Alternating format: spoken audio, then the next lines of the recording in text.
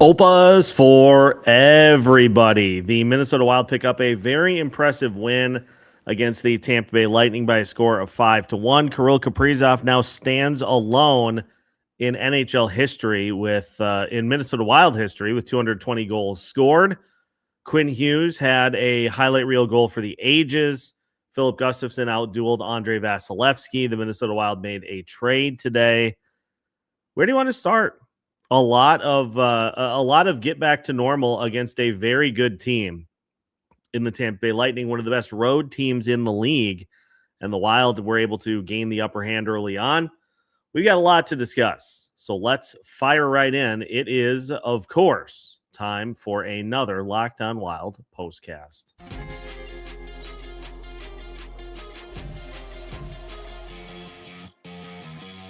You are Locked On Wild postcast, part of Locked On Minnesota on the Locked On Podcast Network. Your team every day. The Minnesota Wild pick up a 5-1 win over the Tampa Bay Lightning, their 36th win of the season, and the Avalanche were the best road team in the NHL. They had gone 21-1 over a recent 22-game stretch, and the Wild were able to pepper some goals on Andrei Vasilevskiy. They were able to take care of a rare miscue for the big goalie for the Lightning, Yakov Trenin, all over it. But I think the thing that we have seen for this Minnesota Wild team is the response. You know, the last couple of games were not the best, but I think some lessons to be pulled from both, and you're always as good as your next game. And the Wilds, they were in it early, and they got it done here in this one today against the Tampa Bay Lightning. But before we dive into all that, we should probably discuss the news that came out earlier today. And that, of course, was the trade for Michael McCarron of the Nashville Predators for a 2028 second-round pick. Bill Guerin essentially saying in his presser before the Wild game, F those picks, 2028 second-round pick. And I want to start off by saying I understand why this move was made. At the end of the day, would I love to see better management of assets? Sure. But the Minnesota Wild were not the only team that traded a 2028 second round pick. In fact, there were three other trades that were made throughout the day, and they all involved 2028 second round picks. At the end of the day, Bill Guerin said that's a second round pick that is doing us that's not helping us right now. And he's right. It was a pick that if it's not something that is helping you immediately, use it to find something that can. And getting somebody in Michael McCarron, who is 6'6", 232 pounds, he is a moose back on the back end. Getting somebody of that stature speaks to a couple of things. Number one, concerns about Marcus Foligno's status for the remainder of the season. And number two, as was pointed out by a couple of people, Nico Sturm has not exactly been lighting it up. So McCarron comes in, and he's going to be a pain to play against. And that's what Bill Guerin wants the bottom six to be. He wants the bottom six to be like a bar fight, basically. Forgive the metaphor.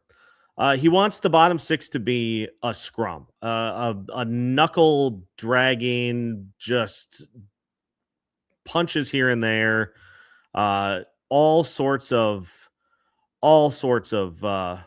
physical play, abrasive play, and McCarron brings that considerably.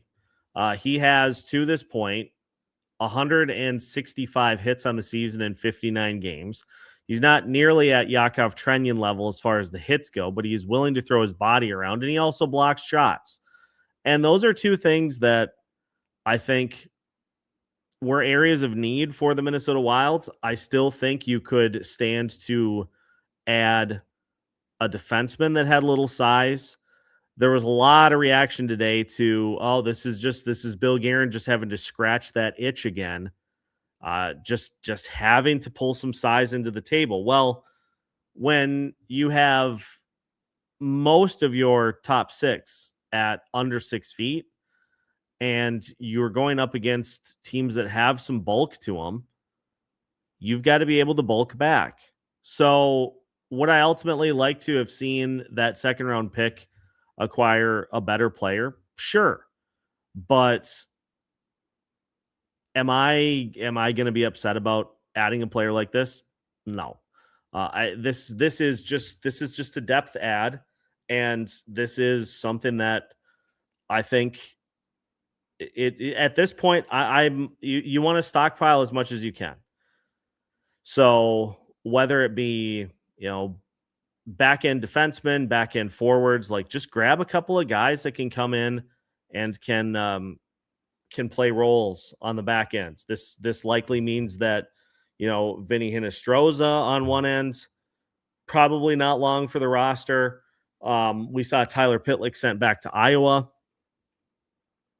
As good as those guys have been in pinches during the regular season, I'm not comfortable with having them play key roles in the postseason. I'm not comfortable with them being in the starting lineup in the postseason. So I'd rather have Michael McCarron than Vinny Hinostroza at this point, because McCarron he's at just under 53% in the faceoff dot this year, and not in a little amount of attempts. He has almost 800. He has, in fact, over 800 faceoffs this year. He's at 52.8%. Sturm was above 50% as well, but what else are you getting? What else are you getting besides that? That's the big thing. Is Bill Guerin said this a couple of years ago. You can't have specialists. You got to have guys that can give you a little bit of everything. So I think that's why the move was made. That second round pick, if Bill Guerin was willing to part with that for McCarron, that was never on the table for Trocheck. The Minnesota Wild, as far as I understand it, have a standing offer out to the New York Rangers for Vincent Trocheck. And much like the Quinn Hughes situation, the Wild got their first, and the Rangers are waiting to see if anyone ups the ante. But I get the sense that the process is kind of where it is. Colorado has been eliminated from that discussion. Dallas, I think, has been eliminated from that discussion as well. So this feels like you're competing with maybe two other teams, Carolina and Detroit, for Trocheck services. And if your offer can beat those two teams, congratulations. Vincent Trocheck is a member of the Minnesota Wild. And all of a sudden, then your center depth looks drastically different in the last 24 hours than it did before. You've got Trocheck, then you've got Eriksson Ek, you've got Urov, you've got McCarron, you've got Sturm, you've got Hartman. You have guys that are capable of filling in a pinch if needed, but you just got some solid guys as far as faceoffs go in the lineup, which was a major need. So that is, as far as I understand it, kind of where things stand as far as the trade piece is concerned. So I wanted to lead off with that. I'm sure we'll talk more about it on tomorrow's episode, just looking into some of the more peripheral numbers for McCarron. He is not afraid to fight, but I think where we previously saw Nick Delorier come in and be very meh, I think this leaves potentially a better outcome than that did. So we'll talk about that more on tomorrow's show. But just looking at the numbers here for the game tonight. And by the way, if you're wondering if I look like I am wincing here, pinched nerve in my neck, which has been just delightful to deal with since this morning. So pretty much anytime I move my head from side to side, I get a nice little reminder. Hey, if you're trying to turn your head even a couple of degrees, you're going to have a bad time. So shots pretty even. Minnesota Wild got 5 power play chances. The Lightning just could not stop going to the penalty box, especially in the early part of the game. And that allowed, in part, the Minnesota Wild to kind of gain that upper hand. But the Tampa Bay Lightning being held off the board on their power play, I think, is infinitely more impressive. That is one of the best units. That's one of the best units in the entire NHL, and the Minnesota Wild held them to 0 for 3. The one goal that the Lightning did score was on just a laser of a shot by Nikita Kucherov. There's not much you can do about that if you're Filip Gustavsson. Otherwise, I thought Gustavsson was absolutely brilliant tonight. The Wild out-face-offed the Tampa Bay Lightning, which was the 14th time that they have done that this season. That's it. And notable performances, Ryan Hartman was 12 out of 17. He took a lion's share of the faceoffs, and then Danila Yurov was 6 out of 11. Boy, Hartman doing some heavy lifting in the faceoff circle for the Minnesota Wild here tonight. As far as the other numbers go, it was a good kind of a physical battle between the two. Marcus Johansson took an absolute beating in this game. He took a high stick. He took a big hit at the end of the game from I think it was from there are several names on this roster that I can't pronounce. I think it was Sabouin that did it, but he took a couple of big hits, appeared to be just fine, and the Wild they made Vasilevskiy look a little silly a couple of times. How about that highlight reel goal for Quinn Hughes? Going from coast to coast, going from forehand to backhand, and just finding a way to wall one past Vasilevskiy, who is one of the better goalies in the league. That was just peak Quinn Hughes, who's been he's been everywhere the last few days. He has been all over the map as far as geography is concerned, and he came in and I thought played really good as he typically does. The triangle of excellence for the Minnesota Wild: Matt Boldy, Quinn Hughes, Kirill Kaprizov. They combined tonight for 6 points. Boldy had 3 assists. Kirill Kaprizov scored his 220th goal to pass Marian Gaborik. Kaprizov stands alone as far as goals are concerned for the Minnesota Wild. He is alone by himself with 220 goals in his Minnesota Wild career. We'll talk more about that in the back half of the show today. Matt Zuccarello also scored a goal. Brock Faber had a goal. Those two both had 2 points each. And Yakov Trenin able to take advantage of Andrei Vasilevskiy not being able to handle a puck right out in front of the net. Trenin steals it away from him and pots it. And that was a big goal, too. The Lightning had just scored to make it 2-1. Trenin gets the tapper, and that makes it back to a 3-1 lead. And then the Wild put it out of reach in the third.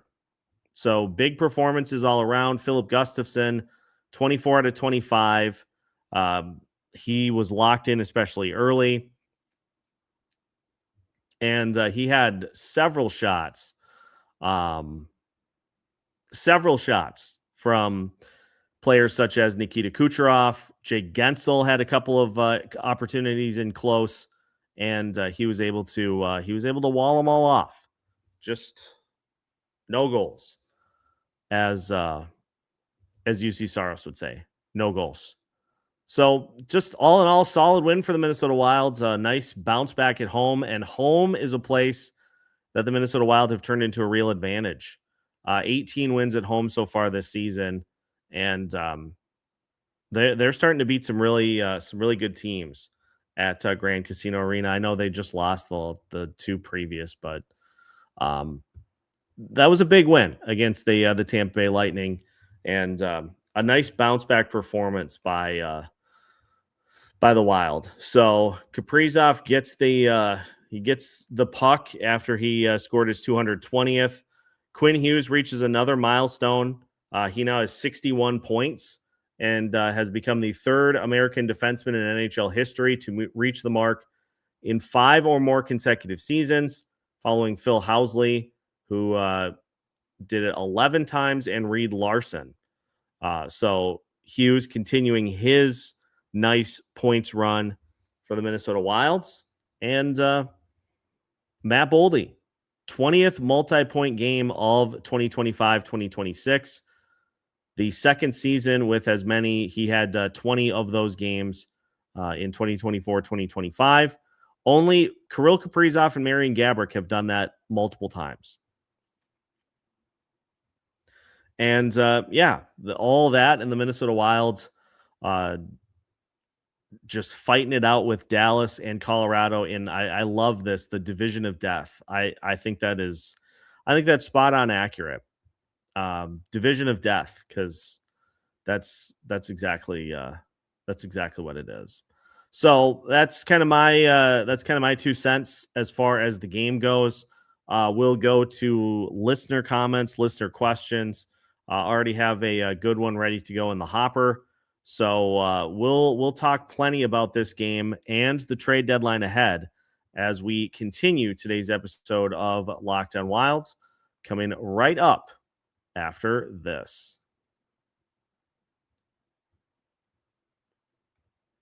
Today's postcast is brought to you by Indeed. Workplace chaos, deadline stacking up, inbox overflowing, and the one position you have to fill is still sitting open. When the pressure's on and you need the right hire, this is a job for sponsored jobs. Indeed Sponsored Jobs helps you reach the people who actually fit what you're looking for. Skills, experience, location. So you're not just hoping the right candidate stumbles across your post. Here's a stat that says it all. In the minute that I've been talking to you, companies like yours made 27 hires on Indeed, according to Indeed data worldwide. So if you're hiring, spend less time searching and more time interviewing candidates who check all of your boxes with Indeed Sponsored Jobs. Spend less time searching and more time actually interviewing candidates who check all of your boxes. Less stress, less time, and more results. When you need the right person to cut through the chaos, this is a job for Indeed Sponsored Jobs. And listeners of this show will get a $75 sponsored job credit to help get your job the premium status it deserves at Indeed.com/podcast. Just go to Indeed.com/podcast right now and support our show by saying you heard about Indeed on this podcast. That's Indeed.com/podcast. Terms and conditions apply. Need to hire? This is a job for Indeed Sponsored Jobs. Tonight's postcast also brought to you by FanDuel. College basketball is nonstop with big games, tight spreads, momentum swings every single night. From early tip-offs to late West Coast shootouts, there's always action on the board. And now FanDuel is giving you a way to turn that energy into even bigger potential wins with a college basketball parlay profit boost. You can build any college hoops parlay you want, rivalry games, ranked matchups, whatever fits into your desires. So, go safe, go bold, ride with the team you've been following all season, which for me is the University of Minnesota Golden Gopher men's basketball team. I know they're not going to make the NCAA tournament, but they certainly have been a fun watch this year, and they're taking a step in the right direction. So it's your parlay, your style, and now with more upside behind it. Head to FanDuel.com to get started. That is FanDuel.com. FanDuel, play your game.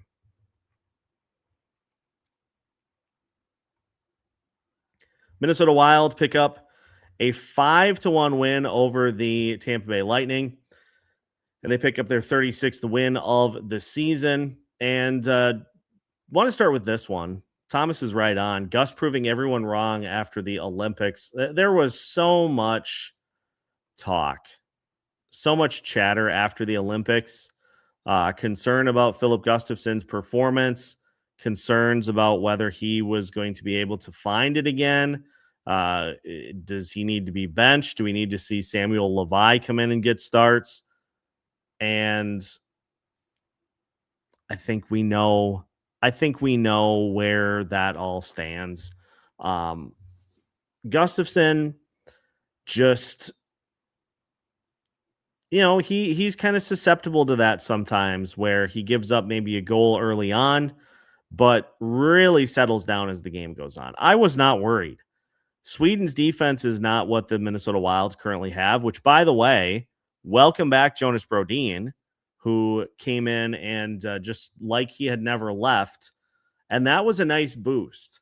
I was not expecting Jonas Brodin back for quite some time. And then all of a sudden it's, he's back. He made it all the way back. So that's a huge lift for the Minnesota Wild, getting him back in the lineup. And you saw everything kind of slot in and order be restored where it needed to be. Faber and Hughes take the lead. Brodin and Spurgeon next up, and then you've got Bogosian and Middleton. Nice dispersal of minutes, although, Quinn Hughes kind of calls his own shots. And I know there are some that are like, he's playing too many minutes. Like he knows kind of what he can and can't do. And he had a couple of 2-minute shifts against the Lightning tonight. If that's what he wants to do, if that's what he feels he needs to do in order to get himself, into like game mode, so be it. That's perfectly fine. True Blonde here. I recall butting heads in October, but opinions change. The team ironed it out. They've been one of the best teams in the league since November 1st. And they show no signs of slowing down. They have gone 62 games without losing back-to-back games in regulation. So I think that should tell you the mark of the kind of team that this Wild team is. 62 games without losing consecutive games in regulation. It's just crazy. Crazy the run that they're on.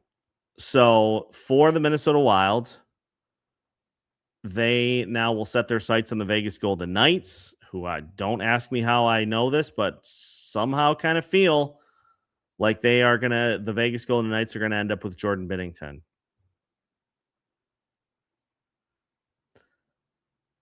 I hope not. Actually, that'd be kind of fun. That seems like a match. That seems like a match made in purgatory. To have those two together. So I don't know. Maybe I want that to happen. Possibly the best Wild team we've seen since. I think this is the best Wild team they've had since, for sure, 2021, 2022. But honestly, this is probably closer to the 2016, 2017 team that ended up as I think the 1 seed, if I recall correctly. But even then, even that team, they had just a collection of really good players. You didn't have the top end superstars that this Minnesota Wild team has. Kirill Kaprizov, Quinn Hughes, Matt Boldy. All three are upper echelon players, and 2 of them are in the top 10 in points in the NHL. That being, of course, Matt Boldy and Kirill Kaprizov. They're in the top of the league as far as points go. Boldy is tied for 8th. Kaprizov is 6th. They are both just having unbelievable seasons at the top. And then Quinn Hughes just continues to do his thing. just unbelievable to see him and some of the stuff that some of the things that he sees on the ice and even on the power play. I know the Wild went 1 for 5 tonight, but they were doing some really good things, in particular on a couple of them where they were getting some great puck movement. The one where Kaprizov hit the post on 2 consecutive shots, I thought that was a great power play. They generated chances, they just couldn't close it, and that's life for the power play. Is sometimes you do some really good things, you put yourself in position to where you're hoping that that you can score, and it just didn't work out that way. Let's go to Britt. I wonder the first words of Zucchi and McCarron's mouth will be to each other. I die laughing every time I see Matt Zuccarello get involved in the middle of a scrum, because he is like right in the middle of the action at 5'9". And so he's like a half foot shorter than everybody. His helmet is always at a 45-degree angle. He looks just completely disheveled, and yet he's still mixing it up in the scrum. I really am interested to see how McCarron, and it's a good room. He'll be welcomed in with no problems. And honestly, like I think he'll be a good asset for the team if they run into situations where they need a little bit of oomph, which there are plenty of those throughout the course of the season. So the Minnesota Wild, as of right now, they are tied with the Carolina Hurricanes for 82 points, which is third best in the NHL. Third best in the entirety of the NHL. And let's talk about this too. The Minnesota Wild have joined the 200 goal club this year, which is something that only 10 other teams have accomplished. When's the last time you could say that the Minnesota Wild were a top 10 team in offense? 2021, 2022 for sure, but beyond that, I don't think they ever have been. So we've seen an evolution, and now that Jonas Brodin is back, the defense will hopefully kind of start to settle, and we'll get back to kind of what we saw, that nice sharp, crisp play. So yeah. So it was a nice win. The nice ad here for Anita. Jake Middleton saying we're all friends once we're behind closed doors, and Middleton excited that he won't have to fight McCarron again. And let's think about this too. This is just going to give this Minnesota Wild team more life and more juice, because Bill Guerin is making moves to help put them over the top in addition to where they're already at. So you're energizing your lineup by adding guys that can help, that can play pivotal roles on this team. McCarron as well as a penalty kill guy. So mix him in on the penalty kill. Yes, please. I'm all about having multiple options that you can go to as far as PK stuff is concerned. So I think beyond that, we are the Wild scary again. I think so. I mean, they're one of the top 5 teams in the league right now, and they still have not made their deadline splash yet. The McCarron move was that was a supplemental piece. Bill Guerin's not done. I had a lot of people that were asking me, like, why are you trading assets when you're still trying to get Vincent Trocheck? And this, I'll say it again, the second round pick, that's not an asset that Billy was going to move for Trocheck. The assets that Billy is going to move for Vincent Trocheck are already off the board. So he's dealing from the rest of the deck, so to speak, to make these moves. So Trocheck, I still think I see so many people saying that it's at this point it's the Wild or bust. It sounds like it's going to be a first round pick, Charlie Stramel, and another prospect. But as I have said, I'm going to have to eventually go find this quote. There's a quote that says, everything should be on the table if it doesn't help you win right now, if your window is open. And so I kind of stand by that. If it is something that is not helping you immediately, and I think that's why the Wild have settled on Vincent Trocheck, is you can get him without having to trade Danila Yurov or Jesper Wallstedt. So you're not creating additional issues by moving those players and then having to try to fill those spots. So I think that's why Trocheck kind of became the perfect fit, is because he can be had. He can be had without it being crazy expensive. And you know, that's not to say that there won't be other moves made as well between now and Friday. We will have you covered, of course, every step of the way as we count down to Friday's trade deadline, and we count down to the Minnesota Wild making yet another big splash at the deadline to try to go up over the top this year. The final thing that I'll leave you with here is the Minnesota Wilds. It's hard to believe in year 6 that Kirill Kaprizov is already taken care of most of the records that exist as far as offense goes. And before he's done, he's going to have them all.